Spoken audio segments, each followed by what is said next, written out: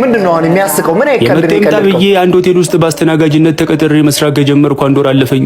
ስራ በጀመርኩ በሁለተኛው ቀን ልምድ እንዳለው አስተናጋጅ ብርጭቆ የተደረደረበት ትሪ በቄንጥ ይዛለው ብዬ ወለሉ ላይ አፍርጬ ከሰከስኩት።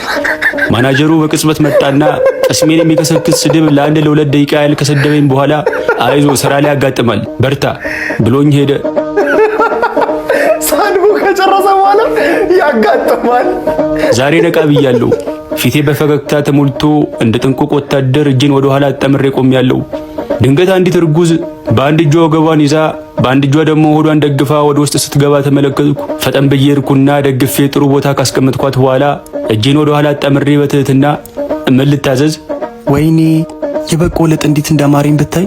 እስኪ ፍም ላይ አስቀምጠን እንደ ፈንዲሻ አፍካውና አምጣልኝ። የዚህ ደግሞ ምን አይነት እርግዝና ነው? ካልጠፋ ነገር የበቆለጥ የሚያምራት አልኩና ለጊዜው የበጉ ሌሎች ክፍሎች እንጂ ቆለጡ የለም። ባይሆን አዲስ በግ ሲታረቅ ጠብቄ ያስቀምጥልሻለሁ። እሺ መረቁ የሚፈተፈት ጥብስ አምጣልኝ። እሺ በየርኩና ያለችውን አይነት ጥብስ አመጣሁላት። 10 ደቂቃ ሳትቆይ መልሳ ጨበጨበች። ስታጨበጨብ አይ መረቅ ጥብሱ ተመችቷት ለሞራለው ብዬ ፈገግ ብዬ ዝም አልኩ። ለካ እሷ የጠራችኝ ነበር። ፈጠን ብዬ ርኩና አቤት የኔ መቤት ወይኔ ዱለት እንዴት እንዳማረኝ አለችኝ። በ5 ደቂቃ ውስጥ አማኑኤል አይግባ እንጂ ያበደ ዱለት ይዤላት መጣው። በተከታታይ አማረኝ እያለች ጋዝሌትና ቀይ ወጥ አመጣሁላት። ሁሉንም ጥርግ አድርጋ ከበላች በኋላ እስኪ መበተኛ ቀዝቃዛ ስፕራይት አምጣልኝ ብላ ስፕራይት አመጣሁላት። በመጨረሻም ቢላ አመጣሁላት።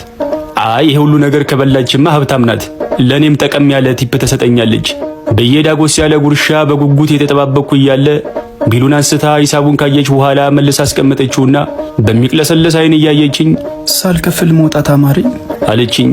ጠረጴዛው ላይ ወደ ተቀመጠው ጠርሙስ ተመለከትኩ። በእርግጥ እኔም የሆነ ነገር ሳምረኝ አይቀርም። ወዝውዛት እርጉዝ ነሽ ብሎ በተንከባከበሽ ሳልከፍል መውጣት አማረኝ። እሱ ራሱ ጠርሙሱን አናትሽ ላይ መከስከስ ነው ያማረው።